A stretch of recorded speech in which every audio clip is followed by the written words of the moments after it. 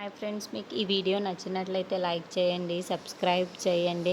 అప్పు ఇంటికి వచ్చిన ముత్తైదులు అందరికీ జ్యూస్నైతే ఇస్తూ ఉంటుంది. ఇంతలో ఒక ఆవిడ మీద జ్యూస్ పడిపోయి, అయ్యయ్యో ఏంటమ్మా ఇలా చేశావు అని చెప్పేసి అంటూ ఉంటుంది. ఆ మాటలు వినగానే ఇంట్లో ఉన్న వాళ్ళందరూ ఒక్కసారిగా షాక్ అయిపోయి అప్పు వైపుకు చూస్తూ ఉండిపోతారు. ఇంతలో అక్కడున్న వాళ్ళ అత్తయ్య అయితే, ఏంటి ఇంటికి వచ్చిన ముత్తైదులకి ఇలానే చూసుకుంటావా అని చెప్పేసి నానా మాటలు అంటూ ఉంటుంది. ఆ మాటలు వినగానే అక్కడున్న కళ్యాణ్, ఇంట్లో ఉన్న వాళ్ళందరూ ఒక్కసారిగా షాక్ అయిపోతూ ఉంటారు. ఇంతలో అక్కడున్న అప్పు అయితే చాలా బాధపడుతూ ఉంటుంది. అక్కడున్న అప్పు అయితే, నేను కావాలని పొయ్యలేదు, అది ఆటోమేటిక్గా జరిగిపోయింది అని చెప్పేసి అంటూ ఉంటుంది.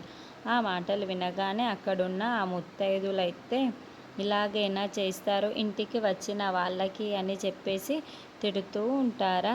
ఆ మాటలకి అక్కడున్న అప్పు అయితే, నేనేమి కావాలని చెయ్యలేదు, అది ఎలా జరిగిందో కూడా నాకు అర్థం కావటం లేదు అని చెప్పేసి అంటూ ఉంటుంది. ఆ మాటలు వినగానే అక్కడున్న ధాన్యలక్ష్మి, నీకు ఎలా ఉండాలో, ఎలా పలకరించాలో, ఎలా ఆహ్వానించాలో కూడా తెలియదా?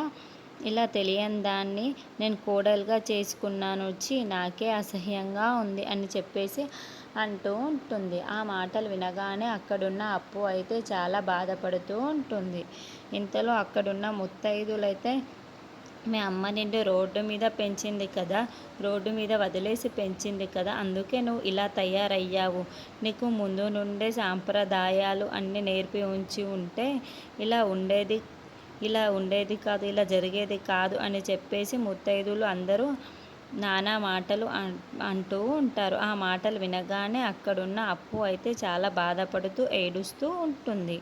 ఇంతలో అక్కడున్న ధాన్యలక్ష్మి అయితే, ఇంటికి వచ్చిన ముత్తైదులని ఇలా చూడడం చాలా అసభ్యంగా ఉంది, నాకే చిరాకుగా ఉంది, నువ్వు ఇంటికి తగిన కోడలి కాదు అని చెప్పేసి అంటూ ఉంటుంది.